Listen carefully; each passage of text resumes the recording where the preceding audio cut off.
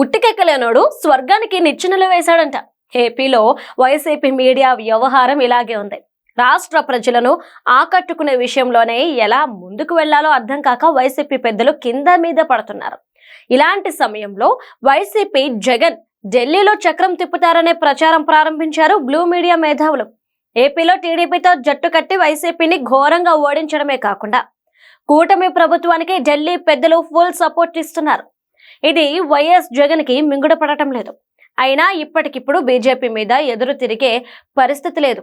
అయినా ముందు జాగ్రత్తగా ముందు చూపుతో బీజేపీకి వ్యతిరేకంగా ఫ్యూచర్ ప్లాన్స్ రెడీ చేసుకుంటున్నారని వైసీపీ మీడియా భావిస్తుంది. పశ్చిమ బెంగాల్ ముఖ్యమంత్రి మమతా బెనర్జీ పుట్టినరోజు సందర్భంగా ఆమెకు శుభాకాంక్షలు చెబుతూ వైఎస్ జగన్ ట్వీట్ చేశారు.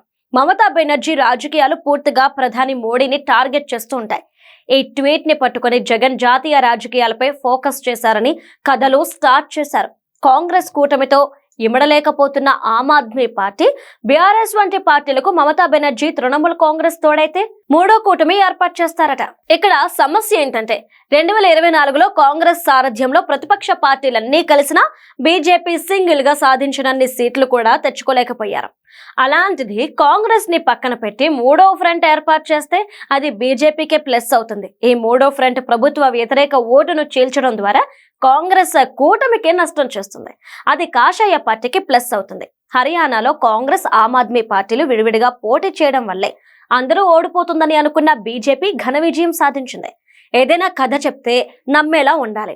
మీడియాలో విశ్లేషణ చేస్తే లాజిక్, రీజనింగ్ ఉండాలి.